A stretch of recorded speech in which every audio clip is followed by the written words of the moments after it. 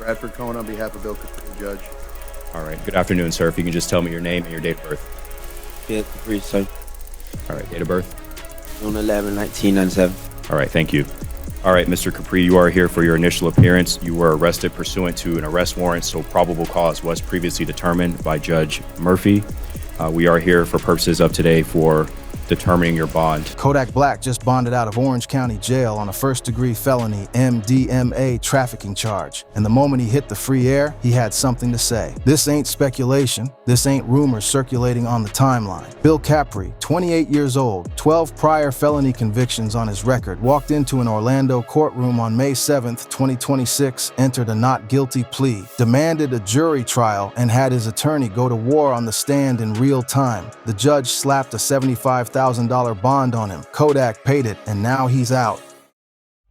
Y'all need to hear this because this situation is deeper than a mugshot and a headline. This is a story about a man who has been in the crosshairs of law enforcement his entire adult life. A legal defense team calling the charges straight up weak. A baby mama arrested for trafficking just 3 weeks before Kodak himself gets locked up. A pink bag connected directly to his Instagram account, and $37,000 in cash that Kodak tried to claim without claiming anything else in the bag. Let me break it down for you. Every single detail, every layer, every contradiction, because there are a lot of them. And by the end of this, you're going to understand exactly why Kodak's attorney was literally typing up a motion to dismiss on his phone on the train ride to the courthouse, and why the state's whole case might be sitting on very shaky ground. Stay locked in, because this ain't no game. To understand how we got here, we need to go back. Not just to November 2025, we need to go back to the beginning, because Kodak Black's relationship with Florida law enforcement is not a new chapter. It's a whole damn novel that's been building since he was a teenager coming out of Pompano Beach. Born Bill Capri on June 11, 1997 in Pompano Beach, Florida, Kodak grew up in Golden Acres, one of the toughest housing projects in South Florida. From day one, the streets were his reality. Not a persona, not a brand. He started catching cases early, and the pattern that started back then has followed him into superstardom. Let's talk about what this man built in spite of all of that. Tunnel Vision hit number 6 on the Billboard Hot 100. ZZ, the Travis Scott and Offset collaboration, hit number 2. Super Gremlin went number 3 on the Hot 100 in 2022. Over 30 million singles sold, multiple Billboard 200 charting albums. He performed at the 2026 April Fool's Comedy Jam at Barclays Center in New York City just 1 month ago, April 4th, 1 month before walking into Orange County Jail with a trafficking charge. We want to get to some breaking news here. This is just into West 2 News. Rapper Kodak Black has been booked into the Orange County Jail here in Central Florida. His real name is Bill Capri. The booking records show the 28-year-old was taken into custody yesterday for a drug trafficking charge. That's the duality of Kodak Black, fam. He is simultaneously one of the most commercially successful rappers of his generation and one of the most legally entangled artists in the history of hip-hop. And that tension, that push and pull between the music and the legal system, is what makes this story so compelling. So let's get into the legal history, because you need to understand the weight of what 12 prior felony convictions means when you're sitting in front of a judge asking for a low bond. Here's the real tea on his rap sheet. In November 2019, Kodak pleaded guilty to falsifying information on federal firearms purchase forms to acquire 4 guns. He got 46 months federal. That's serious time, and he was looking at serving all of it. Until January 20th, 2021, the last day of Donald Trump's first term in office, when Trump commuted his sentence. Kodak had served about half of his time. He walked, just like that. Then in July 2022, Florida Highway Patrol pulls him over in Fort Lauderdale. They find 31 oxycodone tablets and $74,960 in cash. He was also driving with an expired license and expired tags. Oxycodone trafficking charge, possession without a prescription. He bonded out, got regular drug testing as a condition of release. But here's where it gets crazy. 2023 was a whole storm of its own. He missed drug tests, tested positive for fentanyl, got ordered into 30 days of mandatory drug rehab. Then in December 2023, Broward County police find him asleep at the wheel with white powder around his mouth. They charge him with cocaine possession and tampering with physical evidence. Rapper Kodak Black is facing legal troubles once more. The music artist, whose real name is Bill Capri, was arrested in Broward County this morning. He's accused of possessing cocaine, evidence tampering, probation violation, and improper stopping of a vehicle.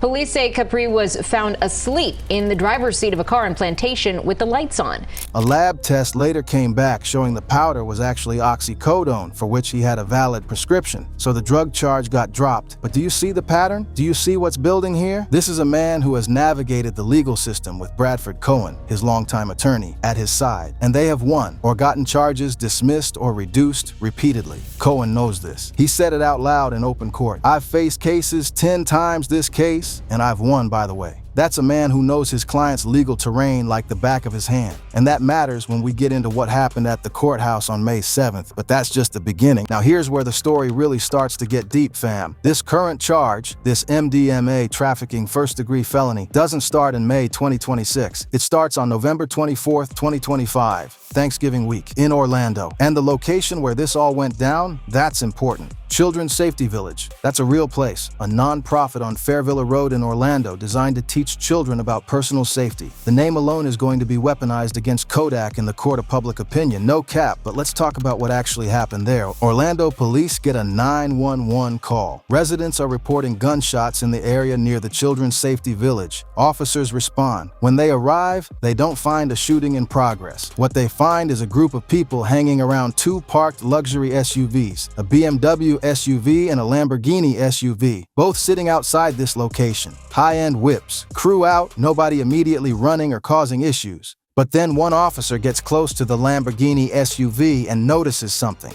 The smell of freshly burnt cannabis coming from inside the vehicle. And on top of that, a white substance visible on a $100 bill inside the car. Under Florida law, those two observations alone give the officer probable cause to search the vehicle. That search is what changes everything. Now here's where Kodak's involvement begins. As the officers are conducting the search, Bill Capri walks up to them. He approaches the police while they're searching the cars. He observes them working. Now think about that for a second. Most people with something to hide don't casually stroll up to officers who are actively searching their vehicles. His defense team will lean on that. But the prosecution has another angle entirely. Inside the BMW SUV, not the Lamborghini, the BMW, the officer discovers a pink bag in the trunk. Inside that pink bag, a plastic bag containing approximately 25 grams of what appeared to be a pink powder substance. $37,000 in cash, numerous documents bearing Bill Capri's name, and a distinct lighter. Also found in the bag was a metal container with more pink material, and separately,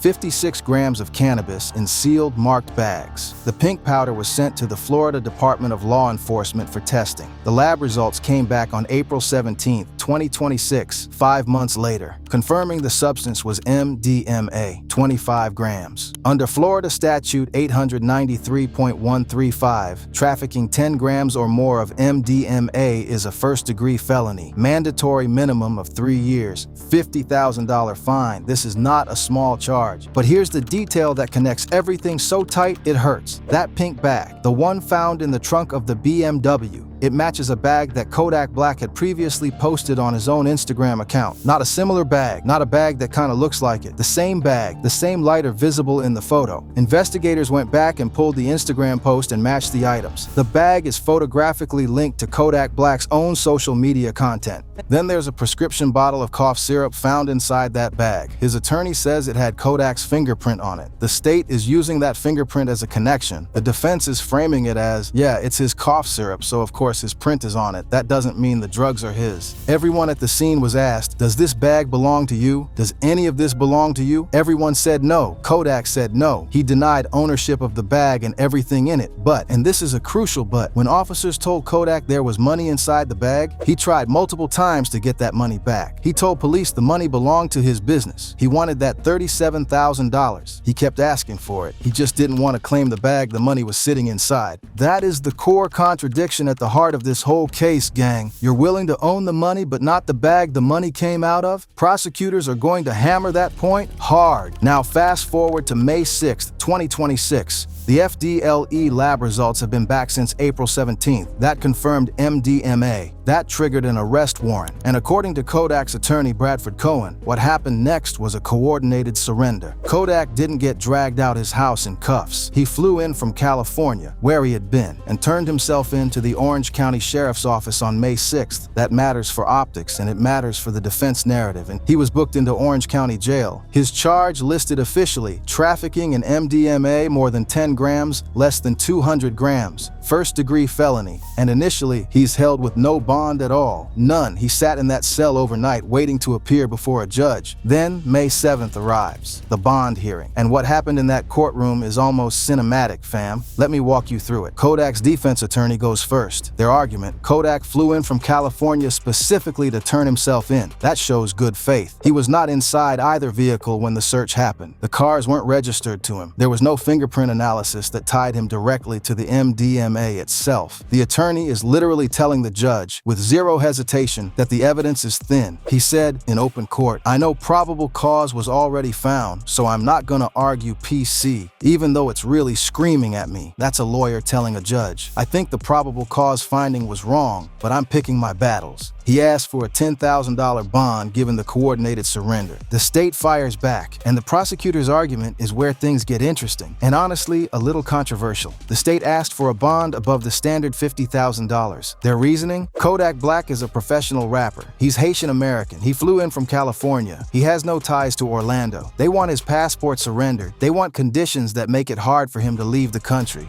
Kodak's attorney clapped right back, with laughs, by the way. He is a proud Haitian American, but he isn't American. He has a U.S. passport. He doesn't have any plans on leaving the country. Then came the heat. The fact that he's a rapper doesn't give you a legal purpose to raise the bond. The judge heard both sides. Then he set the bond. $75,000. Not $10,000 like the defense wanted. Not sky high like the state suggested. $75,000. But the judge made clear his reasoning had nothing to do with Kodak being a rapper. "I am going to increase the bond, not for the fact that you're a rapper. I think that has no binding. But the other factors the court considered is your prior criminal history, including 12 prior felony convictions." 12. That number is what it is. 2 misdemeanor convictions, 1 prior failure to appear. That's the criminal history the judge was looking at. Kodak was also ordered to have no contact with co-defendants or witnesses, but the defense pushed back because some of those witnesses are family members and members of his security team. The judge agreed to allow contact with those individuals specifically. Kodak entered a written plea of not guilty. He demanded a jury trial. He waived appearing in person at the future arraignment hearing. And then he paid the $75,000 and walked out. What happened next shocked a lot of people. Because while Kodak was sitting in a cell, Bradford Cohen was already loading up a motion to dismiss. He told reporters he was writing it on his phone on the train to the courthouse. The legal strategy isn't to negotiate or delay. Cohen is going for the jugular from day one. He told TMZ the arrest had a weak legal basis and that it should have never been filed. His words: "We look forward to yet another fruitful resolution to another case that should have never been filed." That's confidence. Real confidence, the kind that comes from a lawyer who has watched these types of cases against his client collapse before. Now here's where people started connecting the dots, and the picture that emerges is bigger than just one pink bag in a trunk. Let's talk about the timeline of events surrounding Kodak's inner circle in the weeks and months before his arrest. Because this isn't just about Kodak, this is about a pattern that's encircling everyone close to him. April 14th, 2026, just 3 weeks before Kodak's arrest, Fort Lauderdale police are tracking a black Tesla. They've been watching this vehicle since April 2nd, when it previously fled from detectives during an attempted stop. On April 14th, they spot it again. They try to pull it over. The driver hits the gas, drives recklessly through the streets, eventually abandons the car and runs on foot. Detectives catch up to the driver near Dillard High School on Northwest 25th Way and take her into custody. Her name is Jemiah Katera Broomfield, 28 years old, mother of Kodak Black's son, King Khalid, singer and songwriter in her own right, and now facing trafficking in methamphetamine, resisting an officer without violence, driving with a suspended or revoked license, and a probation violation because she was already out on bond awaiting trial for a prior grand theft charge. Officers found a plastic bag containing meth in the vehicle plus $1,010 in cash on her person. Broomfield allegedly told officers she had picked up the drugs for her boyfriend. She remains in custody with an additional hold from Palm Beach County. Now here is what Kodak did when the news broke. He went to Instagram. He posted screenshots of him sending over $45,000 to Broomfield, showing he provides financially regardless of their relationship status. And he wrote, all caps, the way Kodak always goes, SMH, free my BM again. I posted that screenshot of the random extra money I just sent they ass only to think ahead of the trolling she get, simply due to me being a great father and always setting the example regardless if it's intimacy or not. Even when my BMs hate me real bad, I step. Read that again. Free my BM again. He's been through this before with her. He's sending $45,000. He's positioning himself as the responsible stand-up parent even when everything around him is burning. 3 weeks later, he's the one in cuffs. The irony is not lost on anybody watching this. And the internet went crazy when the timing of all this came out. Less than a month after his baby mama gets popped for meth trafficking, Kodak is booked for MDMA trafficking. 2 separate incidents, 2 separate substances, 2 separate investigations, but the same orbit, the same Florida legal system that's been on Kodak's neck for over a decade. And now 2 people in his immediate circle are facing trafficking charges within weeks of each other. Here's the real tea on what the defense has to work with, though. The state's case rests on 1 pink bag Kodak was photographed with on Instagram, circumstantial, a fingerprint on a prescription cough syrup bottle inside that bag, explained by it being his prescription, and the fact that he tried to claim the money while denying ownership of the bag, behavioral, not forensic. His attorney already said the fingerprint analysis didn't return Kodak's prints on the drugs themselves. The cars weren't registered to him. He wasn't inside either vehicle. Bradford Cohen also made a statement about the FDLE lab results coming back on April 17th, nearly 5 months after the November 24th incident. 5 months. The question the defense will ask is, why did it take 5 months to file a warrant? What was the state doing in that window? Was this a coordinated effort to build a stronger case? And did they still come up short? Here's what really happened when you look at all the evidence laid out. State has a bag photographically linked to Kodak's Instagram, money he tried to claim, his fingerprint on his own prescription medicine, and his physical presence at the scene. What they don't have, at least according to the defense, is Kodak's DNA or prints on the actual controlled substance. That gap in the evidence chain is exactly where Bradford Cohen is going to live in this courtroom. Real recognize real. So let's be real about what bonding out at $75,000 actually means in Kodak's situation. It does not mean he's free of this case. It means he's out of a cell while this plays out in the court system. And given Florida's mandatory minimum sentencing on trafficking charges, the stakes could not be higher. Under Florida Statute 893.135, trafficking 10 to 200 grams of MDMA is a first-degree felony. Mandatory minimum 3 years in state prison, $50,000 fine, and the prosecutors may push for more given his history. 12 prior felony convictions. 12. The judge already made it clear at the bond hearing that criminal history was the deciding factor. If this goes to trial and Kodak gets convicted, that history is going to follow him into sentencing too. But let's talk about the conditions that come with his bond. He cannot contact co-defendants or witnesses, except the family members and security team members the judge carved out an exception for. Drug testing is almost certainly going to be reimposed because his 2022 oxycodone trafficking case already had that condition, and he violated it in 2023 by missing tests and then testing positive for fentanyl, which got him sent to mandatory rehab. The judge and the state are well aware of that history, so you can expect the conditions of this bond to be strict. Now here's something the streets need to understand about Bradford Cohen as a defense attorney. This is not his first rodeo on these exact types of charges for Kodak. He was there for the oxycodone trafficking case. He renegotiated the bond terms in that case from $75,000 to $250,000 to get the drug testing requirements removed.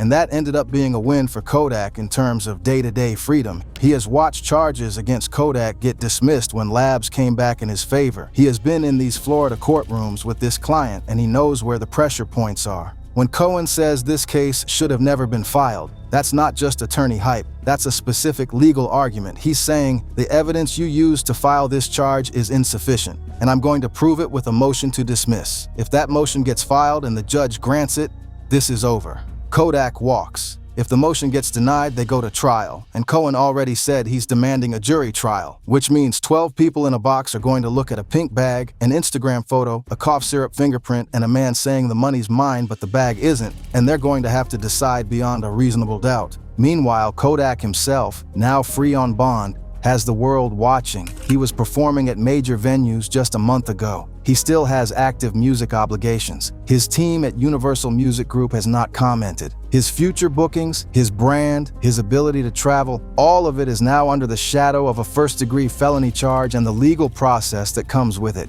Zoom out, because this situation, as specific as it is to Bill Capri, tells a story that goes way beyond one man and one pink bag. Here's the bigger picture, fam. Kodak Black is 28 years old. He's been navigating the criminal justice system since before most people his age had their first real job. He grew up in Golden Acres in Pompano Beach, a community where the pipeline from poverty to prison is not a metaphor, it's a documented reality. And from that environment, he built something massive. 30 million singles sold, chart-topping albums, a global fan base, a Trump commutation, and yet, the legal battles have never stopped, never even slowed down. What does that tell us? It tells us two things simultaneously. One, Kodak Black, by his own choices and the environment he came from, has never fully separated himself from circumstances that put him in the crosshairs of law enforcement. The Instagram photo of a pink bag that ends up being the centerpiece of a trafficking case, that's a real pattern of not protecting yourself. The baby mama arrested 3 weeks before him on trafficking charges. That's the orbit you keep when your circle hasn't evolved with your career. 2, and this one matters just as much. 12 prior felony convictions on a 28-year-old man's record is the result of a criminal justice system that has been aggressively pursuing this individual since he was barely an adult. Some of those charges collapsed, some got dismissed. Drugs that tested positive for cocaine turned out to be his legal prescription, but every arrest adds to that number. Every booking adds to the narrative the state uses against him when they want to increase his bond or argue he's a flight risk. The system compounds on itself in a way that makes it harder and harder for someone with Kodak's history to catch a break, even when the evidence is thin. That's why this case is being watched carefully in legal circles. Because if Bradford Cohen files a motion to dismiss and wins, if the state's case is as weak as the defense says, then what does it mean that this man was arrested, held without bond overnight, dragged through a public hearing, and had a trafficking charge attached to his name based on evidence that couldn't survive a motion? That's not justice. That's a system using the weight of a man's past to push charges that might not hold up on their own merits. And then there's the cultural angle. Kodak Black is not the only rapper who has cycled through this exact loop. The pattern of escalating charges, legal victories that get erased by the next arrest, bond hearings where your career is used as evidence of flight risk. This is a familiar story in hip-hop. The difference with Kodak is the frequency, the relentlessness of it, and the fact that through all of it, he has never stopped making music that connects with millions of people.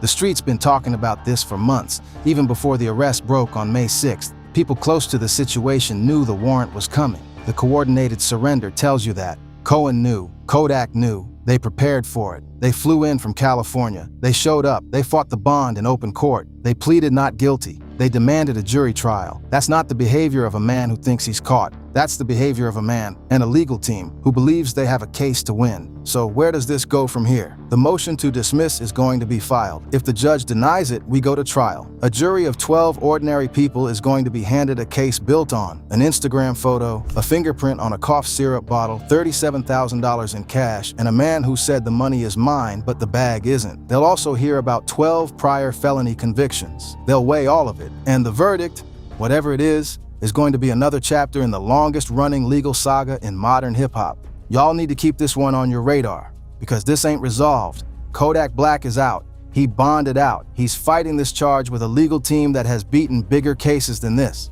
But the charge is real. The law is real. The mandatory minimum is real. And for a man who has already had one federal sentence commuted, you cannot count on lightning striking twice. Real recognized real, Kodak has always been one of the most authentic artists in the game. What you see is what you get. The Instagram posts, the lifestyle, the circle he keeps, all of it public. And sometimes that transparency is exactly what puts you in a prosecutor's crosshairs. A bag on your Instagram becomes evidence. A note with your name on it inside that bag becomes evidence. Everything you post is a document in somebody's case file. The bigger picture implication, Kodak Black's story, at 28 years old with 12 felony convictions and a first-degree felony trafficking charge on the table, is a test case for what happens when generational poverty, street loyalty, superstar money, and an aggressive legal system collide in the same body in the same state over and over again. Florida is not letting this man breathe, and Kodak, by design or by habit, keeps giving them reasons to look his way.